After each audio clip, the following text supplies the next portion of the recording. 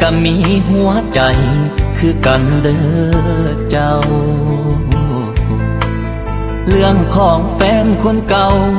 อย่าเว้าดุลากับหูอยู่ดอกว่าเจ้ายังลืมเขานั้นบ่ได้ก็อยากให้คิดเห็นใจแฟนไม่เจ้าแต่ลาอ้ายนี่ก็คือว่าดีน้ำเจ้าทุกอย่างก็หวังสิลบสิล้างอดีตเขาที่ผ่านมาแต่ปืนด่วนเก่าบ่เป่ากะลุกมันถือคือคำเขาว่า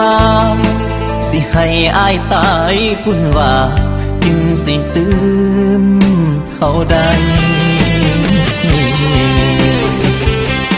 แฟนใหม่ดีให้ตายก็คงบ่ได้ใจเจ้าคนเป็นแฟนเก่ายังคลองใจเจ้าอยู่ทุกวันแฟนปัจจุบันมันยังสำคัญสำได้คนเป็นแฟนใหม่ก็มีหัวใจคือกันอยู่ใส่ว่าสิลืมเขาก่อนที่เขาสิมาคบกันสนุกอายเป็นได้เพียงไม่กันมาเท่านั้นพอใจเจ้ามันบ่ลืมแฟนเก่าอีกดนปานใดน้อเจ้า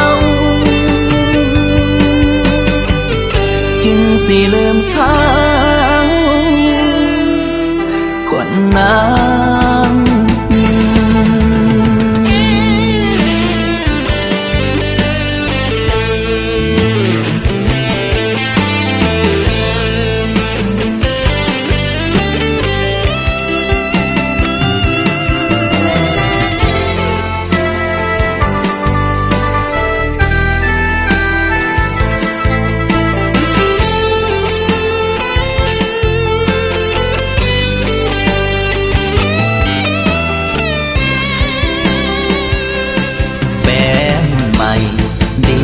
ตายก็คงบ่ได้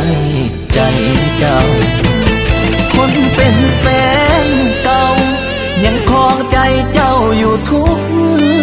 วันแฟนปัจจุบันมันยังสำคัญสำได้คนเป็นแฟนใหม่ก็มีหัวใจคือกันอยู่ใส่ว่าสิลืมเขาก่อนที่เขาสิมาคบกันสรุปอายเป็นได้เพียงไม่กันมาเท่านั้นพอใจเจ้ามันบ่ลืมแฟนเก่า